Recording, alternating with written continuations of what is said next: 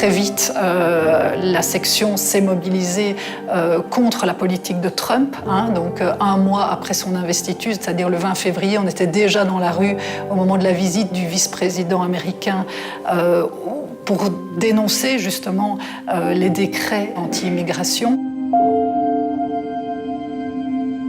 Ça fait partie de l'ADN d'Amnesty, travailler pour des individus qu'on adopte, que nos groupes locaux adoptent, pour lesquels nos membres écrivent et signent des pétitions.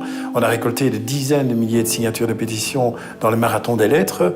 On est allé manifester, je crois, une bonne dizaine de fois finalement devant l'ambassade d'Iran en 2017 pour des individus qui sont soutenus par beaucoup de gens dans la population, par nos recteurs. Je pense ici à Hamid Babaï par exemple.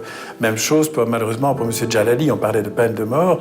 M. Jalali est condamné à mort, risque d'être exécuté bientôt, mais c'est quelqu'un pour lequel il y a une énorme mobilisation qui s'est faite dans les universités aussi. On a fait beaucoup de manifestations devant les ambassades d'Arabie Saoudite, mais aussi la Russie. On s'est battu pour les droits des personnes LGBTI.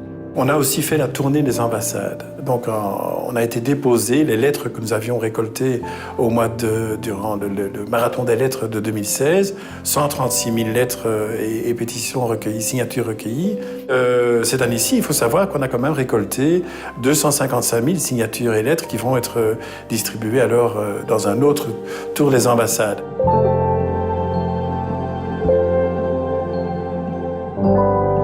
L'événement le plus marquant pour moi a été l'arrestation de Taner Kilic, le président de Amnesty International Turquie. Je crois que là, on a vraiment vu une attaque sur les droits humains sans précédent, qui reflète bien en fait la tonalité de cette année 2017.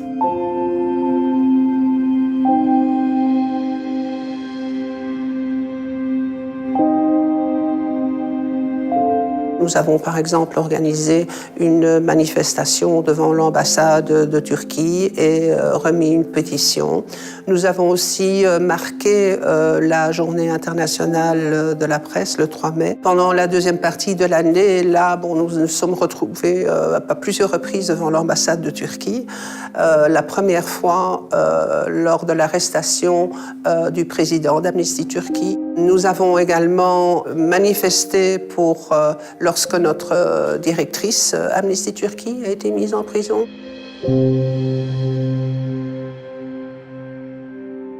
2017, pour la section belge francophone d'Amnesty, ça a été deux campagnes majeures. D'abord, une campagne sur les armes pour demander à la région wallonne de suspendre ses ventes d'armes à l'Arabie Saoudite en particulier et à tout État qui se rendrait complice de crimes de guerre.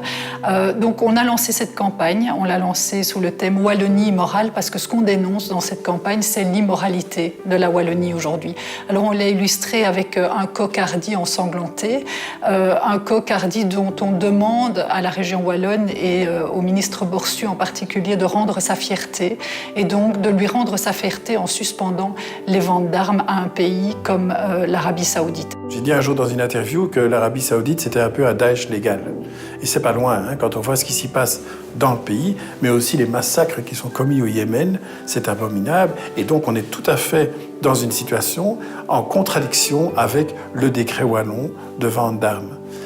Ce qui fait que le gouvernement wallon, normalement, ne pourrait pas, ministre-président, ne pourrait pas vendre des armes, accorder des licences de vente d'armes à l'Arabie Saoudite, ce qu'il fait pourtant. Et la deuxième campagne, c'est la campagne « Je suis humain ». La problématique des migrations et des réfugiés, c'est une problématique mondiale, mais elle existe en Belgique aussi. On est vraiment face à un gouvernement qui mène une politique d'asile et de migration tout à fait inhumaine, et nous, on a voulu dénoncer cela. On propose à toute personne en Belgique d'afficher son humanité par rapport à cette crise. Il y a d'abord l'exposition « Je suis humain », qui est une exposition qu'on a montée en collaboration avec le collectif Huma, qui est un collectif de photographes belges, et avec qui on a vraiment voulu mettre en avant la capacité de résilience de ces personnes. Un des publics cibles qu'on a privilégié en 2017, eh bien, ce sont les jeunes, ceux qui ont entre 18 et 35 ans, qui sont aussi avec leur peur par rapport à l'accueil des réfugiés. On était très présents sur les festivals de musique cet été aussi, avec un stand spécifique. On a demandé à ces jeunes qui viennent écouter des concerts, mais aussi de se mobiliser, de signer une pétition très importante qui demande à la Belgique des voies légales et sûres de migration.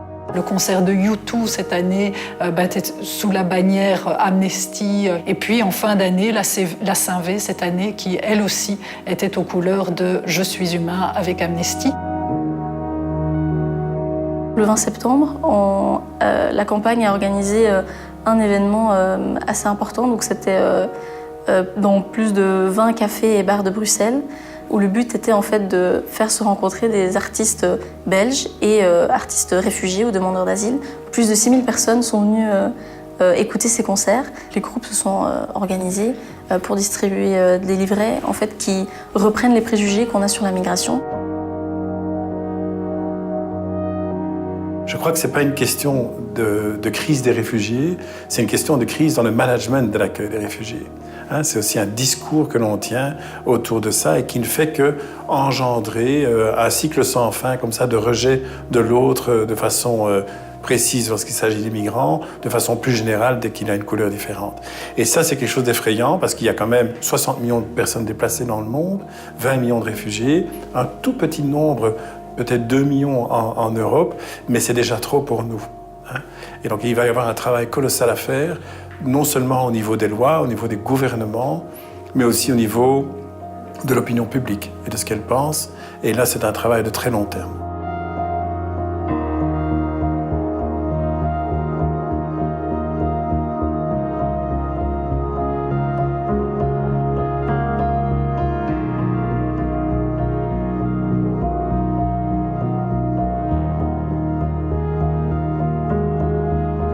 En Belgique, en tout cas, on a eu quelques bonnes nouvelles en matière de lutte contre le viol.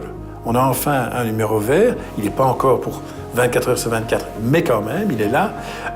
Il y a 3 centres d'aide aux victimes de viol qui ont été ouverts, tout à fait intégrés, police, médecins, aide psychologique, etc. Il y a un vrai plan d'action qui commence à être mis en œuvre tout doucement en ce qui concerne les violences contre les femmes et les violences sexuelles. C'est vraiment quelque chose d'important et on voit que là, il y a du progrès et que je pense qu'Amnesty, sincèrement, a apporté sa pierre à l'édifice, en tout cas.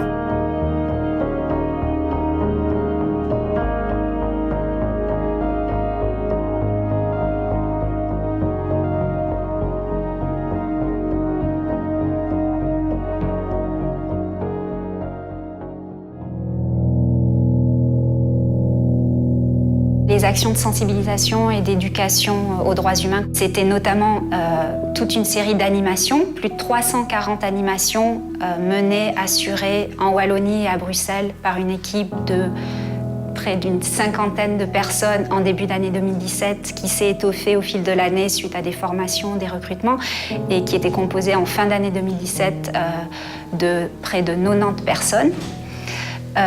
Et ces animations ont touché plus de 7200 jeunes en Wallonie et à Bruxelles. C'est une forte augmentation par rapport aux années précédentes, notamment par rapport à l'année 2015 par exemple, où on tournait plutôt autour de 200 animations dans les écoles. Les autres outils de sensibilisation et d'éducation aux droits humains qu'on a proposés, c'était aussi des dossiers pédagogiques. 2 nouveaux dossiers pédagogiques ont été créés en 2017. Un sur l'exposition, notre nouvelle exposition « Je suis humain », mais c'est aussi un nouveau dossier pédagogique revu, actualisé sur la thématique de la liberté d'expression. C'est enfin l'exposition « Droit dans les yeux » et cette exposition, à travers de nombreuses photographies illustrant les droits humains et les actions des défenseurs des droits humains, a permis de toucher près de 33 000 jeunes.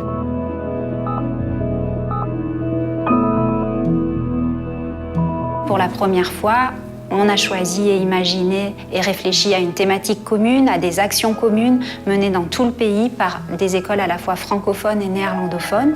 Plus d'une 40aine d'écoles en Wallonie et à Bruxelles ont participé à cette action, Pas d'accord, j'assume. Et dans tout le pays, ça représente plus d'une centaine d'écoles et des milliers d'élèves touchés.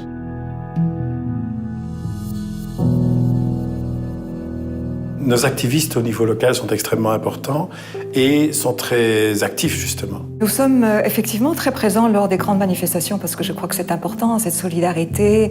Il faut regarder évidemment au-delà de son petit territoire. Pour moi, un des grands défis d'Amnesty, c'est d'essayer de toucher des publics qui ne sont pas forcément convaincus au départ et essayer de battre en brèche aussi ce préjugé qui dit que les droits humains, c'est une création occidentale. On a fait plusieurs fois des distributions de documents dans le cadre de la campagne « Je suis humain ». Et alors aussi, par exemple, notre marathon des lettres, on l'organise à la maison communale pendant toute une journée. Donc ça veut dire que là, on rencontre vraiment les gens de passage, le Scarbécois lambda, et c'est l'occasion de parler aux gens, de dialoguer avec eux. On a différents partenariats dans la commune aussi, le centre culturel de Scarbeck, où on a la chance de pouvoir programmer au moins une fois par an un film de notre choix, d'organiser un débat dans la foulée de ce film. On a un partenariat aussi avec la Maison des Femmes. Je crois que c'est ça aussi le travail d'un groupe local, c'est d'essayer de s'associer à d'autres personnes, de ne pas fonctionner tout seul dans son petit bocal.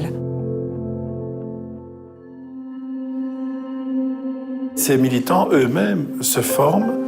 Ils viennent au Nouvel An militant. Il n'y en a jamais eu autant de monde qui est venu au Nouvel An militant. Après le Nouvel An militant, il y a l'université d'été. À l'université d'été, il y avait 670 personnes inscrites. Chaque année, on a 100 personnes inscrites en plus. Ce qui est énorme, évidemment. On commence à avoir des locaux qui sont trop petits à l'université de Louvain.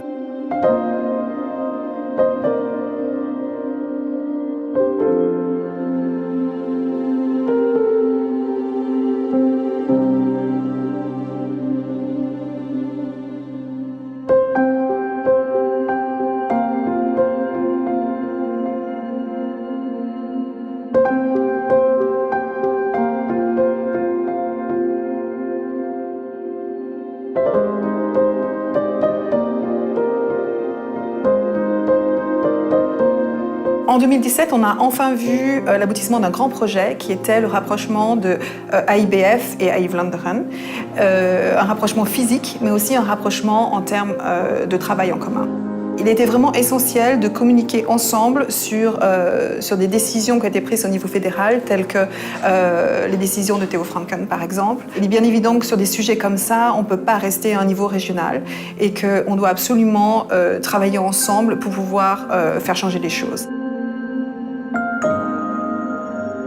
En 2017, au niveau du mouvement international, un des très grands enjeux a été de finaliser cette réforme de la gouvernance qui était en discussion depuis des années.